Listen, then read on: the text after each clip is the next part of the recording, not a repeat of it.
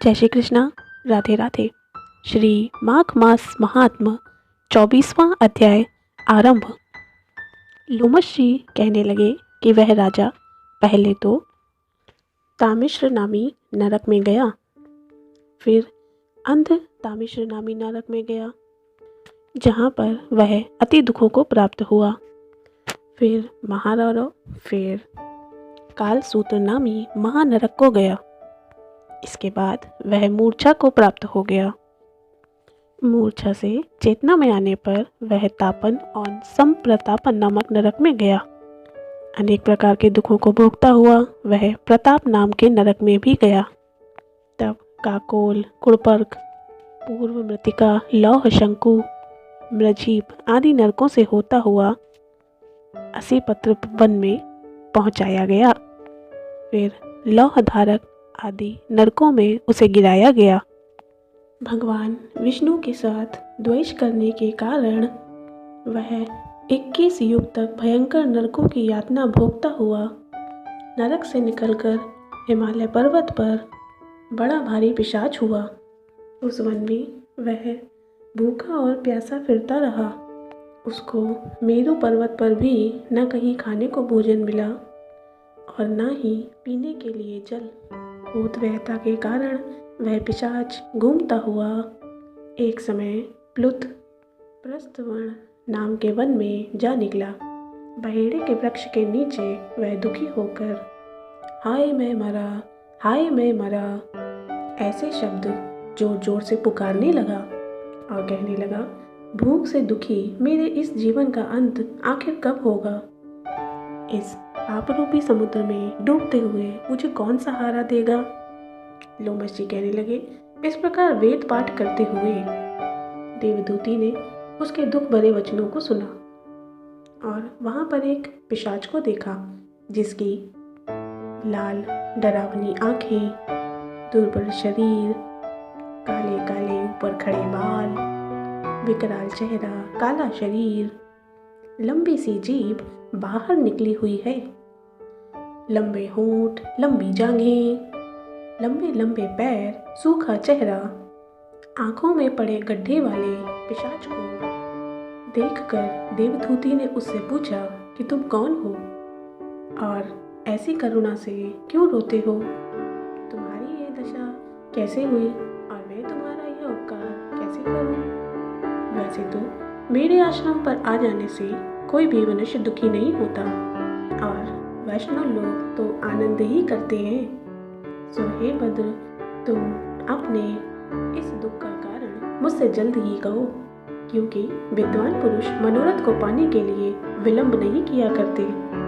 ऐसे वचन सुनकर प्रेत ने रोना बंद करके विनीत भाव से कहना आरंभ किया कि हे द्विज, किसी बड़े पुण्य के कारण ही मुझे आपके दर्शन प्राप्त हुए हैं। बिना पुण्य के साधुओं की संगति नहीं होती। और फिर उसने अपने पहले जन्म का सारा वृत्तांत कह सुनाया कि किस प्रकार भगवान विष्णु के द्वेष के कारण उसकी यह दशा हुई है। जिस श्रीहरि का नाम यदि मनुष्य के अंत समय में उसके मुख से निकल जाए तो वह मनुष्य विष्णु पद को प्राप्त हो जाता है। जो सबके पालन करता है, मैंने उन्हीं से द्वेष किया है।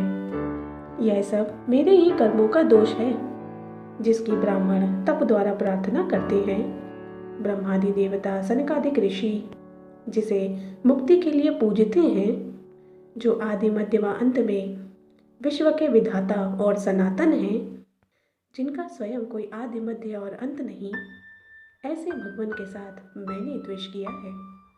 जो कुछ भी पुण्य मैंने पिछले जन्म में किए थे, वे सभी विष्णु की द्वेष रूपी अग्नि में जलकर भस्म हो गए। यदि किसी प्रकार मेरे इस पाप का नाश हो जाए तो मैं भगवान विष्णु के सिवाय किसी अन्य देवता का पूजन नहीं करूँगा। भगवान विष्णु से द्वेष करके मैंने सदियों तक नरक की यातना भोगी है और अभी भी पिशाच योनि में पड़ा हूँ। इस समय मैं किसी अपने अच्छे कर्म के योग से ही आपके आश्रम के समीप आया हूँ, जहाँ पर आपके सूर्य रूपी दर्शन ने मेरे दुख समान अंधकार को दूर किया है। अब आप कृपा करके मुझे ऐसा कोई उपाय बतलाइए जिससे मेरी यह पिशाच योनि दूर हो, क्योंकि सज्जन पुरुष उपकार करने में देरी नहीं करते। देवदूती कहने लगे कि यह माया देवता, मनुष्य, असुर सबकी स्मृति को मोहित कर देती है, जिससे धर्म का नाश करने वाला द्वेष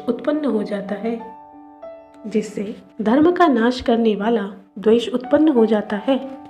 जगत के उत्पन्न करने, रक्षा करने और नाश करने वाले जो सभी प्राणियों की आत्मा है, उनसे भी लोग द्वेष करते हैं।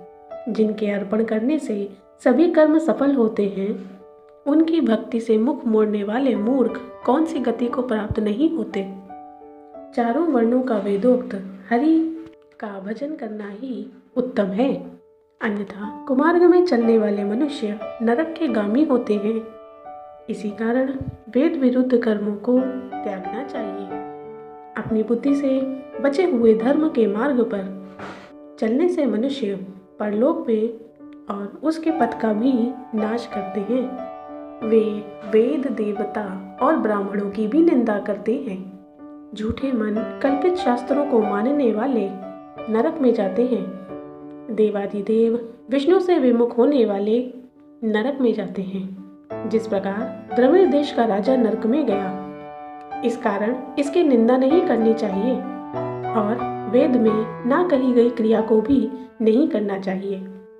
लोमश कहने लगे कि ऐसा कहने पर मुनि ने पिशाच को सुमार्ग बतलाया कि माघ मास में तुम प्रयाग में जाकर स्नान करो, उससे तुम्हारी वह पिशाच योनि समाप्त हो जाएगी। माघ मास में प्रयाग में स्नान करने से मनुष्य पहले जन्म के सभी पापों से मुक्त हो जाता है। वहाँ पर स्नान करने से मुक्ति की प्राप्ति होती है। इससे बढ़कर और कोई प्रायश्चित नहीं। संसार में यह मोक्ष और स्वर्ग का खुला हुआ द्वार है।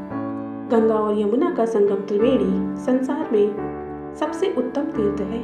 पाप रूपी बंधन को काटने के लिए यह सर्वश्रेष्ठ कुल्हाड़ी है। कहाँ तो विष्णु, सूर्य, तेज, गंगा, यमुना का संगम और कहाँ यह तुक्ष पाप रूपी तृण की आहुति। जैसे घने अंधकार को दूर करने वाला शरद का चंद्रमा चमकता है, उसी तरह संगम के स्नान से मनुष्य पवित्र हो जाता है।